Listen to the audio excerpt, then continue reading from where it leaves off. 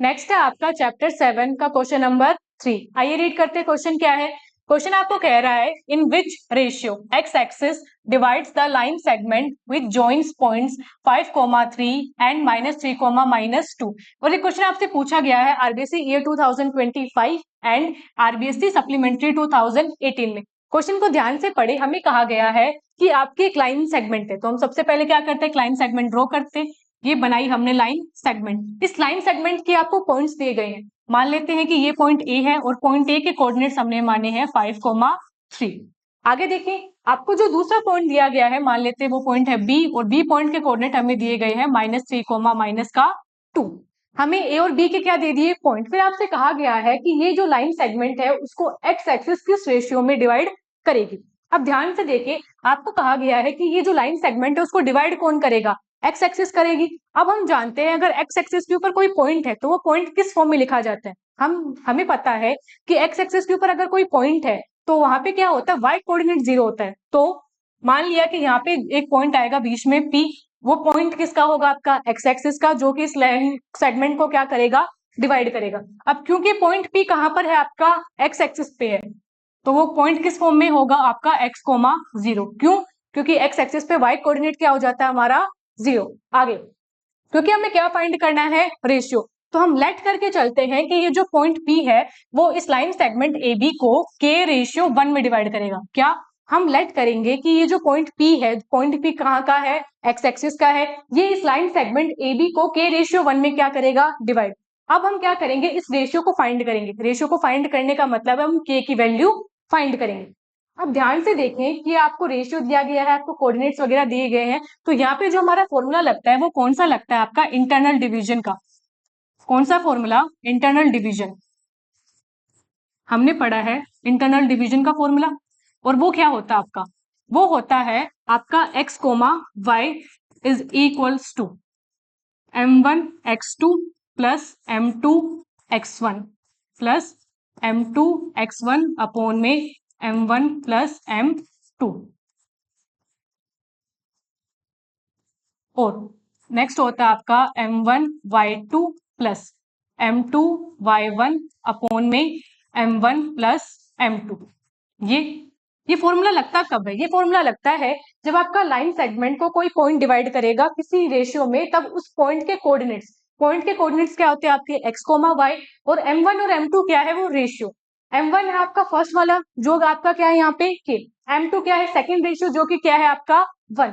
x1 और x2 क्या है, आपके फर्स्ट पॉइंट के कोऑर्डिनेट्स क्या होते हैं, आपके x1, y1, और जो आपका सेकंड पॉइंट है उसके कोऑर्डिनेट क्या होते हैं, आपके x2, y2। तो ध्यान से देखें, इसको हमने माना है x1, y1। इस पॉइंट के कोऑर्डिनेट्स को हमने माना है x2, y2। यहाँ पे m1 क्या हो गया, यहाँ पे k, m2 क्या हो गया, यहाँ पे 1, x, y यानी वो पॉइंट जो डिवाइड करेगा, तो पॉइंट के कोऑर्डिनेट क्या है यहाँ x, 0, और x1, y1, x2, y2 की वैल्यू हमें पता है। अब क्योंकि इस फॉर्मूले के अकॉर्डिंग हमें सारी वैल्यूज पता है, तो क्या करें, इस फॉर्मूले में हम अब क्या करेंगे, वैल्यू पुट करेंगे। सो x, y, x की जगह x है, y की वैल्यू क्या है इस फॉर्मूले में, 0। आगे बढ़े, m1 क्या है आपका k, सो m1 हुआ k। x2 आपको क्या दिया गया है, -3 प्लस m2 क्या है 1, x1 क्या है आपका 5 divided by m1 plus m2। m1 था k प्लस m2 था 1। चलिए ठीक है, आगे चले, m1 क्या है आपका k, y2 क्या है आपका -2 प्लस m2 क्या है 1, y1 क्या है 3 डिवाइडेड बाय k प्लस 1। अब इसे और सोल्व करें तो आपका आया x, 0 is equals to k into -3 करते तो कितना आता है, -3k। तो यह बना -3k, 5 1 जा 5 अपॉन में k प्लस 1। सिमिलरली इसे सोल्व करें, k इंटू -2 करते हैं तो आंसर क्या आता है, -2k। यहां से बना -2k plus 3 divided by k plus 1, ऐसा हो गया। अब हमें क्या करना है, यहाँ सोल्व करके क्या निकालनी है, आपकी k की वैल्यू फाइंड करनी। हम ध्यान से देखें तो यहाँ पे क्या है, दो कोऑर्डिनेट्स आपस में क्या हो गए हैं, इक्वल। दो पॉइंट आपस में इक्वल है। जब आपके कोई दो पॉइंट आपस में इक्वल होते हैं तो हमने ये पढ़ा है कि आप उनके कोऑर्डिनेट्स को क्या कर सकते हैं, इक्वेट कर सकते हैं, या फिर हम ये कहें हम इनके कोऑर्डिनेट्स को क्या कर सकते हैं, कंपेयर कर सकते हैं। तो चले हम आगे लिखते हैं ऑन कंपेयरिंग द कोऑर्डिनेट्स।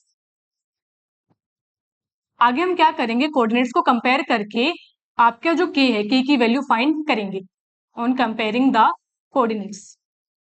अब मन में सवाल आता है कि कौन से कोऑर्डिनेट कंपेयर करें, x वाले करें या y वाले करें। आप खुद देखिए, अगर आप x वाले कोऑर्डिनेट को कंपेयर करोगे तो यहाँ पे x एक क्या है आपका वेरिएबल, वेरिएबल की वैल्यू आपको नहीं पता है। पर अगर आप y वाले कोऑर्डिनेट कंपेयर करेंगे तो यहाँ 0 है, तो एक जो नीचे वाली टर्म है वो तो सीधी 0 हो जाएगी। तो हमारे लिए यहाँ बेनिफिशियल कौन सा है, हमारे लिए बेनिफिशियल है कि हम यहाँ जो y कोऑर्डिनेट है उसे क्या करें, कंपेयर करें।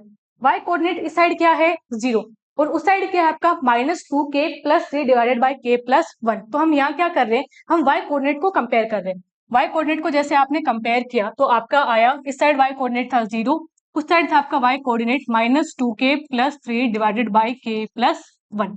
ये हो गया। इसे सोल्व करें। इसे सोल्व करने के लिए k + 1 को यहाँ क्रॉस मल्टीप्लाई किया।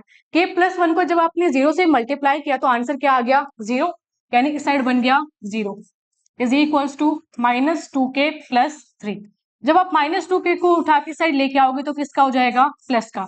तो 2k किसके बराबर आ गया आपके 3 के, 2k आपका 3 के बराबर आ चुका है। तो यहाँ से क्या निकालेंगे, k की वैल्यू, k की वैल्यू क्या निकल के आएगी आपकी 3/2। ये तो क्या आया आपका k।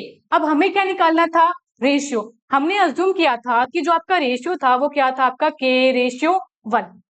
आपका रेशियो क्या था k/1। k की वैल्यू पुट करें तो k आया आपका 3/2 रेशियो 1। आप रेशियोज को कभी फ्रैक्शन में नहीं छोड़ते, आप क्या करते हैं उसे सिंप्लीफाई करते हैं। सिंप्लीफाई करने के लिए आप क्या करेंगे, ये जो 2 है, 2 दोनों तरफ आप क्या करेंगे, क्योंकि आपका रेशियो आया था 3/2 रेशियो 1, तो दोनों तरफ क्या करें 2 से मल्टीप्लाई कर देते ताकि नीचे से ये 2 क्या हो जाए, कैंसिल।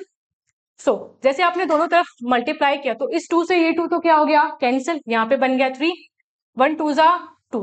हेंस आपका जो रेशियो है वो रेशियो क्या निकल के आया 3/2। ये हो जाता है इस क्वेश्चन का कंप्लीट आंसर।